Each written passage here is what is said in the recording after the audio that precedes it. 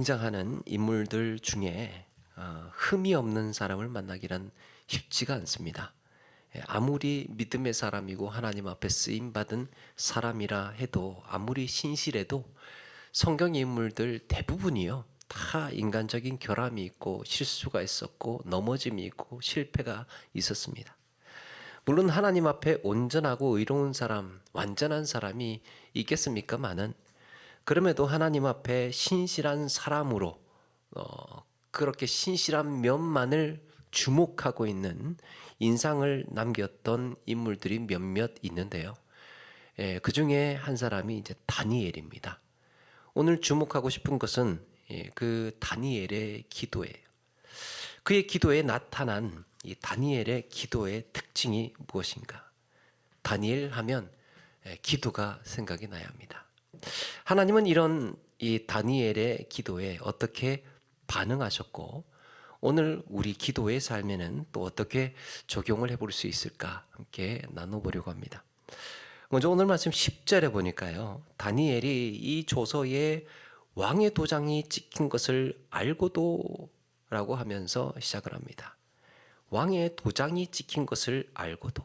과연 이 조서에는 무슨 내용이 있었길래 다니엘이 이런 그 이후에 과감한 행동을 하게 된 걸까? 우리가 이 내용을 조금 더 구체적으로 좀 더 들여다보려면 당시 역사적인 배경을 좀 알 필요가 있는데요.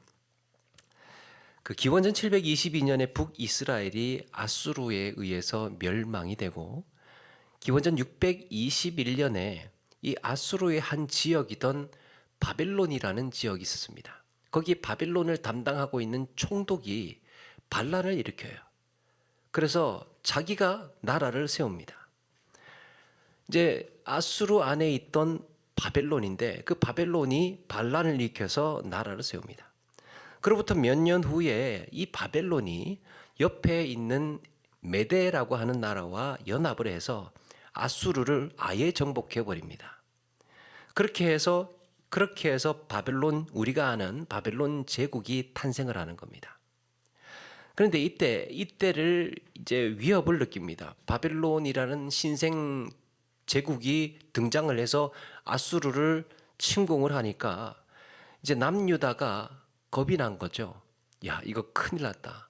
우리는 그냥 쉽게 그냥 멸망을 당하겠다 싶어서 남유다의 여호야김 왕이 애굽과 손을 잡습니다. 애굽하고 연합을 해서 이 바벨론을 견제하려고 했는데, 웬걸요, 이 바벨론이 애굽을 격퇴하는 바람에 기원전 605년에 그와 함께했던 예루살렘이 이제 당하게 되는 거예요. 어린 인재들이 그때 잡혀갑니다. 남유다에 있던 똑똑하고 귀족 출신의 아주 이 엘리트들, 남유다 예루살렘의 엘리트 중에 엘리트들이 이 바벨론에서 잡아가게 됩니다. 이걸 1차 포로기라고 합니다. 이 시기를. 그때 잡혀간 사람 중에 하나가 다니엘입니다. 그 후에 2차 포로기, 3차 포로기라고 하면서 계속해서 그 이후에 계속 잡아가는데요. 우리가 알고 있는 남유다의 멸망 586년은 3차 포로기에 일어났던 일입니다. 마지막으로 남유다가 멸망을 당하죠. 그런데 이 바벨론 옆에는 지금의 이란 영토입니다. 메대가 이란 영토예요. 그 이란에 있는 땅에 있는 나라 중에 큰 나라 메대가 있고, 그 밑에 바사라고 하는 조그마한 나라가 있습니다. 그런데 이 바사가 메대하고 손을 잡아요. 아까 메대는 이제 아수르를 멸망시키기 위해서 쳤던 그 나라인데, 이번에는 바사가 메대와 손을 잡고 바벨론을 또 정복하게 됩니다. 그래서 이 바벨론이 539년에 멸망을 하고요. 이때 세워진 나라가 메데 바사 제국이라고 합니다. 이 메데 바사 제국, 여기에서 조금 더 말씀드리면, 이 바사의 고레스 왕이라고 있었습니다. 이 바사의 고레스 왕에게는 외동딸이 하나 있었는데, 메데 사람에 있는 다리오하고 혼인을 시킵니다. 자기 딸을. 그 큰 나라 메데 사람에 있는 메데 사람 다리오 왕에게 혼인을 시키고 네가 왕해라. 내 딸하고 결혼하고 네가 왕해라. 그러면서 메데 바사 제국의 왕으로 등극을 시켜요. 나라를 어찌 보면 갖다 바친 것 같은데 자기 딸도 주고 왕위도 주고 그렇게 한 것 같은데요. 이 나중에 보니까 이 메데 바사라는 이름을 바사 제국으로 통칭을 하게 됩니다. 그러니까 한 수 앞을 이제 멀리 내다본 거죠. 예. 나중에는 이 다리오가 내 딸을 다리오에게 보낸 게 아니고 다리오를 데리고 와서 바사 더 큰 메데 왕국을 아예 바사 제국이라는 나라로 그렇게 개편을 한 겁니다. 그게 우리가 알고 있는 페르시아 제국이에요. 이렇게 복잡하게 몇 년 사이에 복잡하게 돌아가고 있는, 그러니까 세계 지도가 몇 년 사이에 확확 변하고 있는 그 시대에 활동했던 인물이 다니엘이라는 사람이에요. 자, 이 와중에 다리오 왕은 이 다니엘이라는 포로 출신의 한 인재를 만나게 되면서 그를 아주 신임하게 됩니다. 그 내용이 오늘 말씀 6장 1절부터 나오게 되는데요. 6장 1절에 보니까 다리오가 자기의 뜻대로 고관 120명을 세워 전국을 통치하게 하고 또 그들 위에 총리 셋을 두었으니 다니엘이 그 중에 하나라. 그럼 3절에 다니엘은 마음이 민첩하여 총리들과 고관들 위에 뛰어남으로 왕이 그를 세워 전국을 다스리게 하고자 한지라. 야, 다니엘이 어마어마한 사람이 되어 있습니다. 그 넓은 페르시아 제국에 그 나라들이 형성이 되기까지 얼마나 많은 이해관계와 세력들이 막 얽히고 설켜 있었겠습니까? 다리오는 전국의 그 큰 페르시아 제국에 120명의 통치자들을 세웁니다. 관리들을 세워요. 그러면서 그 통치자들 120명의 통치자들을 관장하는 총리 3사람을 세우는 거예요. 통치자 위에 총리 3사람. 그런데 이것만 해도 다니엘이 대단한 건데 이 다리오 왕은 다니엘을 아주 신임을 해서 그 3명의 총리 중에서도 가장 높은 지위를 맡기게 됩니다. 그러니까 다리오 왕, 페르시아 제국의 다리오 왕 바로 밑에가 다니엘이었던 겁니다. 여러분 요셉이 생각이 나시죠? 문제는 여기서부터 이제 시작이 됩니다. 각 지역에 엄청난 세력들을 등에 업고 있는 관리들이 얼마나 많겠습니까? 다른 총리들이 보았을 때는 다니엘은 족보도 없는 나라 이름 포로가 지금 다리오 왕의 총애를 등에 업고 그렇게 지금 승승장구하고 있었던 거죠. 시기가 난 겁니다. 쟤는 왜 저렇게 올라와 있어? 찍어내려야 되겠다. 그러면서 권력자들이 약점 잡아와 이렇게 된 겁니다. 그렇게 다니엘의 뒷조사를 하고 뭔가 걸만한 빌미를 찾아보려고 갖은 수단을 동원해 봤는데 아무것도 나오지 않았던 겁니다. 고민하던 중에 총리 고관들이 결국 끄집어낸 것이 뭐냐? 5절에 보니까요. 이 다니엘은 그 하나님의 율법에서 근거를 찾지 못하면 그를 고발할 수 없으리라. 아무 흠이 없었던 겁니다. 그런데 가만 보니까 그가 집착하고 있었던 게 하나님의 말씀이었던 거예요. 그러니까 여기에서 지금 뭔가를 풀어야 된다. 그들이 다니엘의 최대 약점이라고 찾은 것이 하나님이었습니다. 하나님이 약점이야. 저걸 물고 늘어져야 돼. 다니엘은 오로지 하나님만을 전능자요 주인으로 모시고 있었던 거죠. 그들이 보기에는 다니엘의 최대 약점은 하나님이었던 겁니다.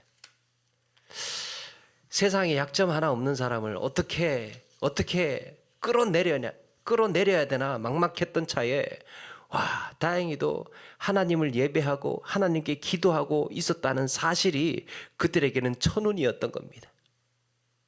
총리 고관들이 왕을 찾아가서 뭐라고 하느냐?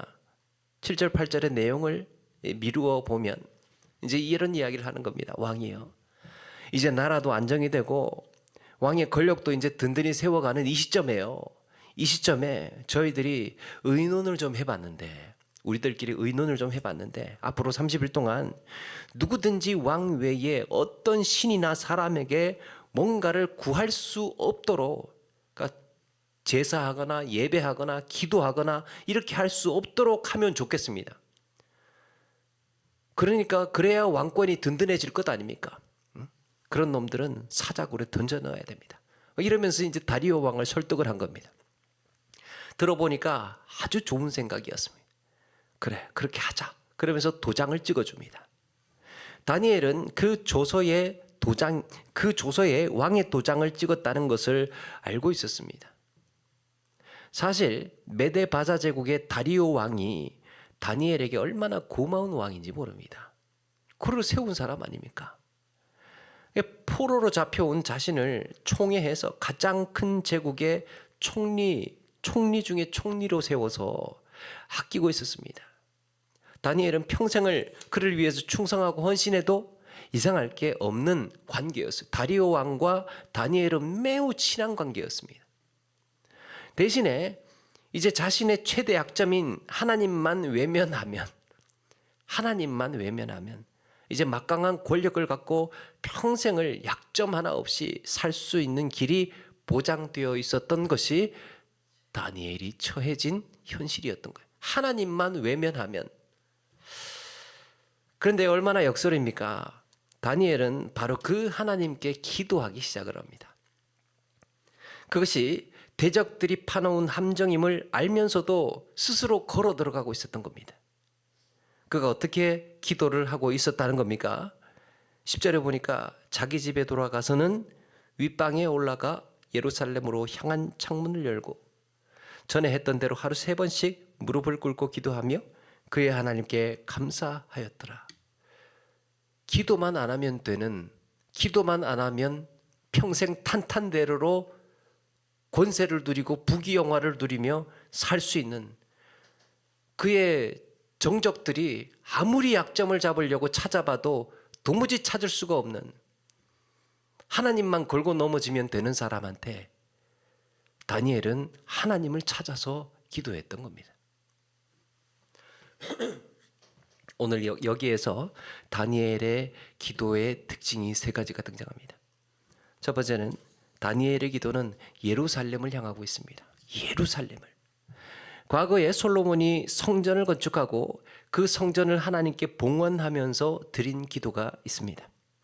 훗날 예루살렘 자손들이 범죄하여서 이방 땅으로 사로잡혀 가게 될 날이 오면 그 흩어진 곳에서 예루살렘 성전을 향하여 기도할 때 하나님께서는 그 기도를 들으시고 그들을 용서하시고 불쌍히 여겨달라라고 했습니다. 그런 아무리 세상에서 부귀영화를 누릴 수 있는 자리에 있다 해도 하나님을 외면하고 하나님을 떠난다면 그는 이보다 더 불쌍한 신세가 없다고 믿었습니다. 하나님의 백성들이 하나님 앞에 예배하지 못하게 생겼습니다. 오히려 기도하지 못하게 되었습니다. 하나님 불쌍히 여겨주십시오. 대적의 악한 계략이 이미 왕의 도장을 받았습니다.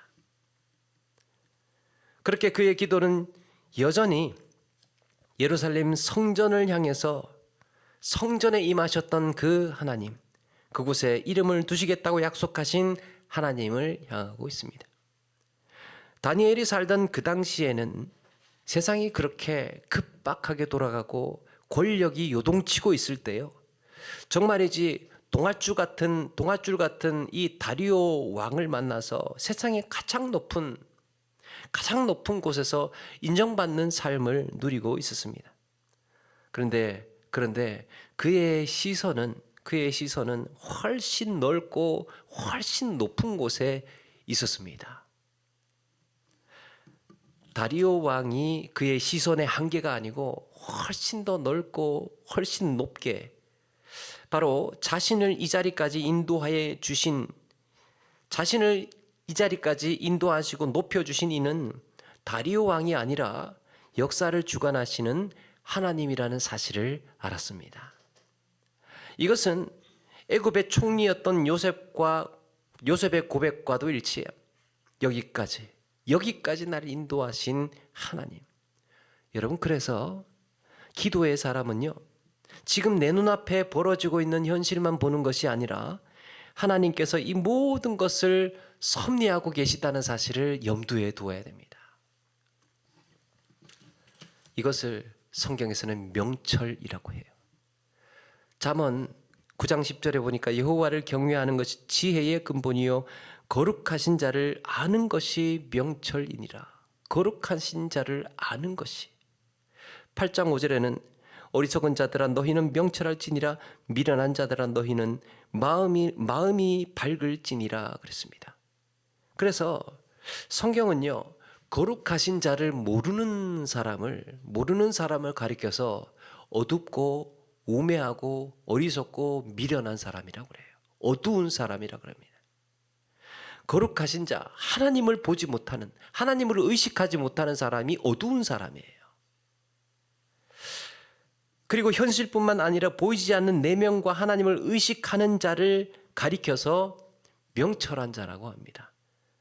현실에서 벌어지는 현실의 상황과 그 상황 너머에서 이 모든 것을 섭리하시고 역사하시는 하나님까지 보는 사람이 진짜 보는 사람이에요. 명철한 자. 다니엘은 그래서 늘 그 너머에서 일하고 계시는, 섭리하고 계시는 하나님을 의식하고 하나님을 보고 하나님을 향하고 있었던 겁니다. 우리 기도의 사람들의 시선이 눈앞에 펼쳐지고 있는 절망적인 조건과 절망적인 환경만 보는 것이 아니라 그 너머에, 그 이면에서 섭리하시고 일하고 계시는 하나님을 향해서 시선이 가 있어야 된다는 거죠. 이게 기도의 사람이라는 거예요. 다니엘은 얼마나 좋습니까? 하나님을 향하여서만 눈 감으면 그냥 한쪽 장님으로 평생 페르시아라는 정말 넘버 2의 제국의 권력자로 살아갈 수 있는데 그것보다 더 두려운 존재를 보고 있었다는 겁니다. 다니엘이 삶의 어떤 순간에도 여전히 그의 기도의 방향이 예루살렘을 향하고 있었듯이 우리의 삶의 어떤 순간에도 하나님을 향하는 기도, 하나님을 향하는 기도의 삶을 사시는 우리 모두가 되어야 할 줄로 믿습니다. 두 번째는 다니엘은 창문을 열어놓고 기도했습니다. 창문을 열어놓고 다리오 왕, 이 다리오 왕의 이 다리오 외에 어떤 신에게도 기도를 금한다는 법령은 이게 뭐 페르시아판 10계명이죠. 다리오 왕 외에 다른 어떤 신에게도 기도한다는 걸 금한다는 거. 나 외에 다른 신을 섬기지 말라 아닙니까?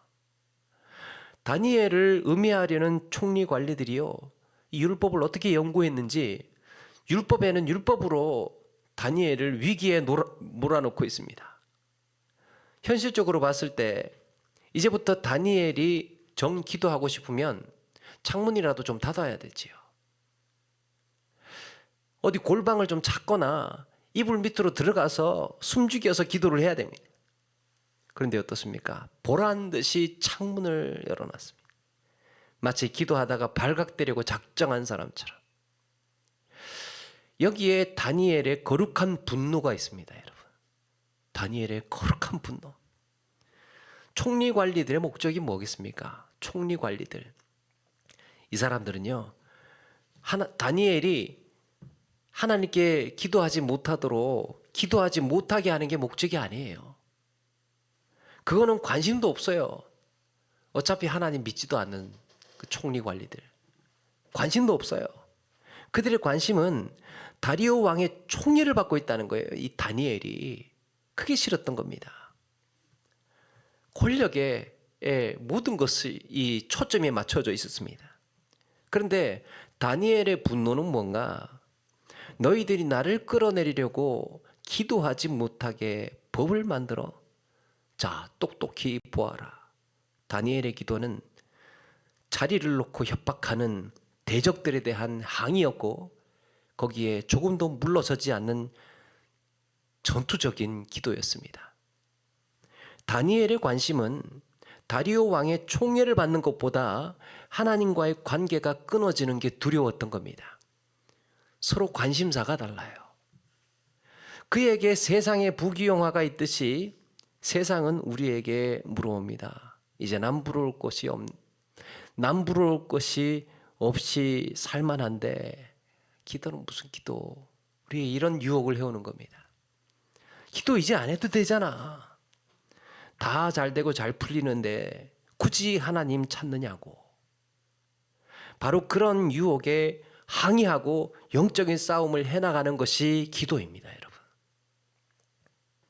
다니엘은 거기에 타협하지 않고 위축되지 않는 영적인 용기를 보이고 있습니다. 느슨하게 만드는 것. 다니엘의 눈앞에 부귀영화와 권세가 있듯이 그게 뭡니까? 기도하지 못하도록 나태하게 만들고 미루게 만들고 건너뛰게 만들고 쉬게 만드는 역할들을 하는 것 아닙니까?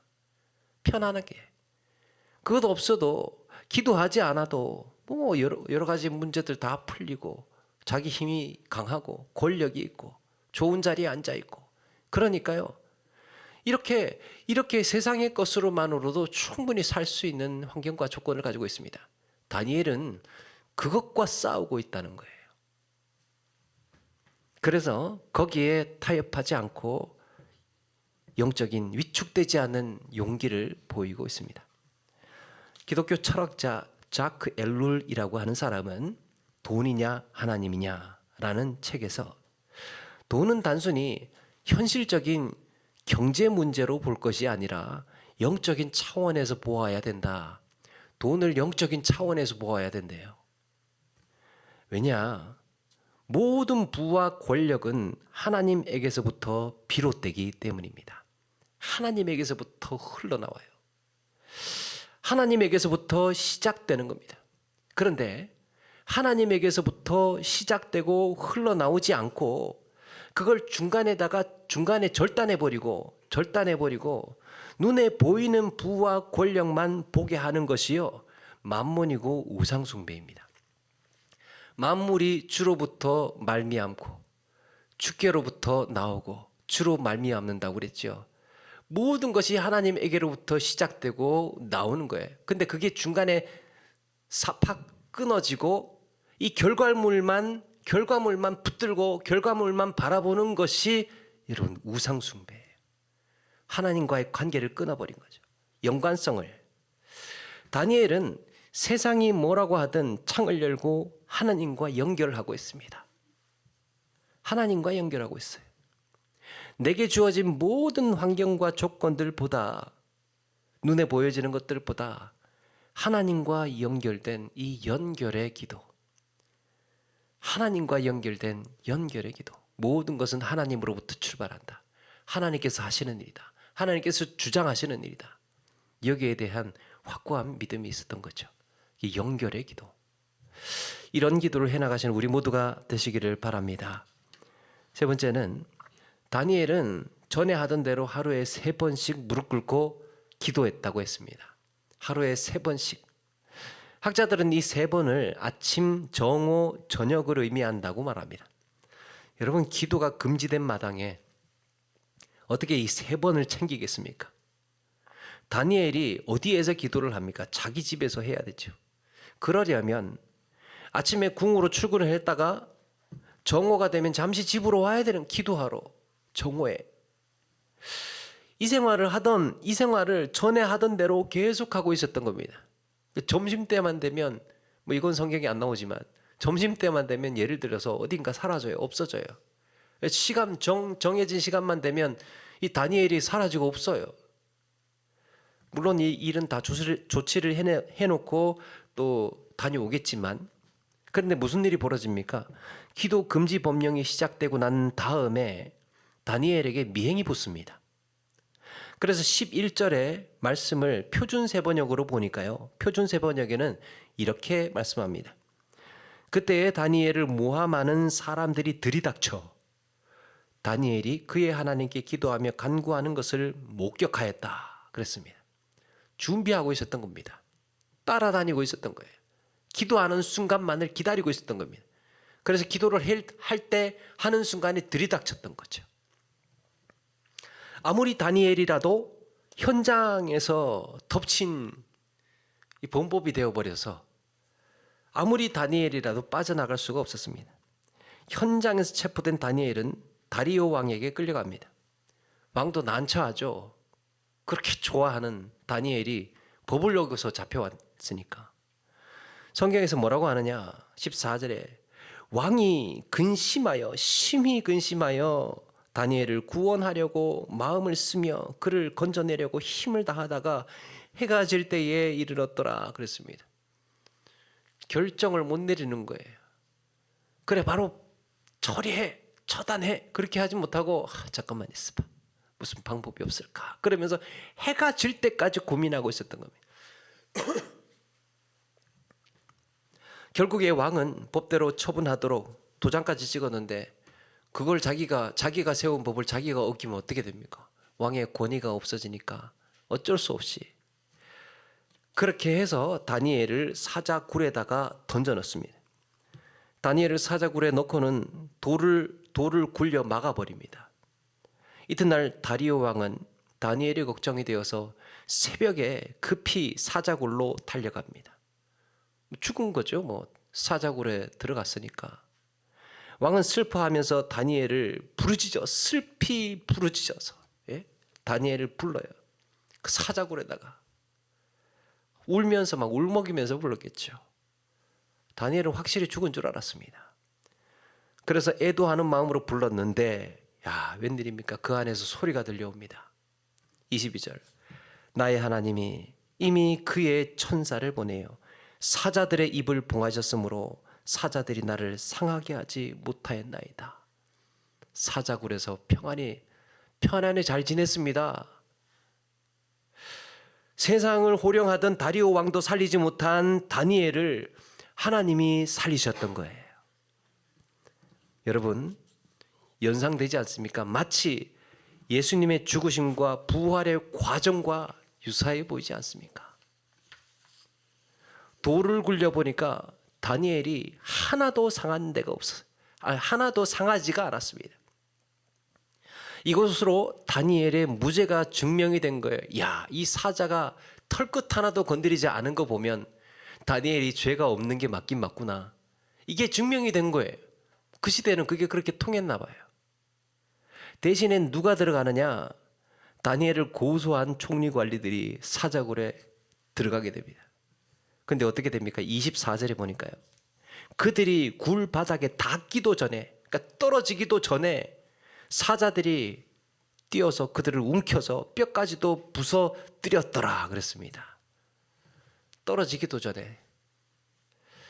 여러분 이게 하나님의 응답인 줄로 믿습니다.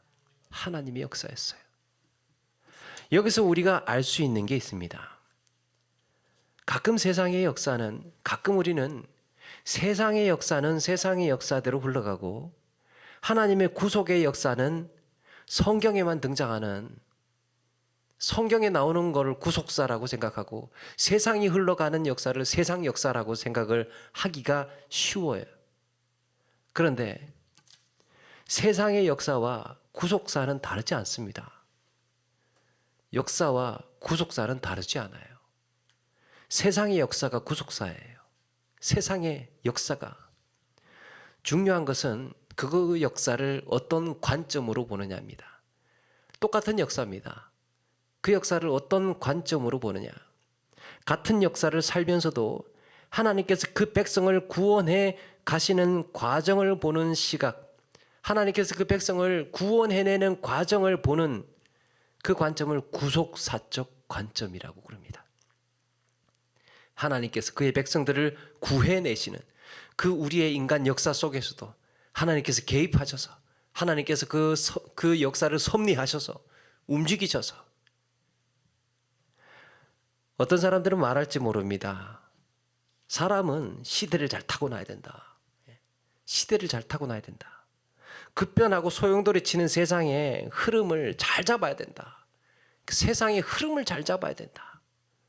그렇게 이야기할 줄 모릅니다. 그런데 경건한 기도의 사람들은 어떻게 하고 있습니까? 그 반대예요. 아무리 세상이 요동을 하고 대세를 따르고 자칫하면 정말 나락으로 떨어질 것 같은 이런 세상에서 아무리 요령 있게 살아남아야 한다고 해도 기도의 사람들은 그들의 생존 수단은 하나님을 향한 절대 믿음이었습니다. 세상이 막 복잡하게 얽히고 설키고 돌아가면서 권력이 어떻게 이동을 하고 정말 여기에서 어떻게 내가 줄을 서야 되고 여기서 어떻게 기회를 잡아야 되고 그 고민을 하고 있는 세상에서 기도의 사람은요, 요동하지 않습니다. 흔들리지 않는 진리의 말씀이 그의 중심을 잡고 있고 하나님을 향한 절대 믿음으로 하나님을 향한 흔들리지 않는 시선으로 기도하고 있는 사람들이라는 겁니다. 하나님은 이런 자들을 통해서 그 시대마다 구원의 역사를 이루어 가고 계신 겁니다. 이런 구속의 역사의 절정이 예수님이에요. 이런 구속의 역사의 절정. 자, 이렇게 우리는 다니엘의 기도에서 세 가지의 특징을 보았습니다. 하나는 내 삶의 자리가 어디에 있든 내 기도의 방향은 오로지 하나님을 향하는 것이고, 또 하나는 내게 주어진 모든 조건들, 환경들이 하나님과의 관계를 끊으려고 할 때, 필사적으로 하나님과 연결된 기도, 연결의 기도를 하는 사람이고, 그리고 다른 하나는 내 힘으로 어쩔 수 없는 이 절박한 순간이 와도 하나님을 향한 절대 믿음으로 모든 것을 맡기는 것이고, 그가 풀무불에 들어갈 때도 있었고 이렇게 오늘 말씀처럼 사자굴에 들어갈 때도 있었지만 이거 뭐 어쩌겠습니까? 자기 힘으로 불가항력이죠. 그런 상황에서도 하나님을 향한 절대 믿음으로 모든 것을 맡기는 거였습니다. 이게 다니엘의 신실한 기도의 삶이었고, 그가 민첩하고 지혜롭고 그가 아주 이 머리가 좋은 사람이어서 그렇게 이 다리오 왕의 눈에 들어서 페르시아의 총리까지 올라선 것이 아니라 하나님께서 이 모든 일들을 섭리하셨고 그를 올리셨던 거예요. 사랑하는 여러분, 소망할 수 없는 순간에도 하나님께 소망이 있는 줄로 믿습니다. 소망이 없는 삶에서도 하나님에게는 소망이 있어요. 세상의 모든 것이 하나님으로부터 온다는 거예요. 이 연결고리를 끊는 것이 우상 숭배라고 했습니다. 우리도 이 시대의 다니엘과 같이 하나님의 주권을 의지하면서 신실한 믿음으로 악한 영적인 세력 앞에서 물러서지 않아야 할 줄로 믿습니다.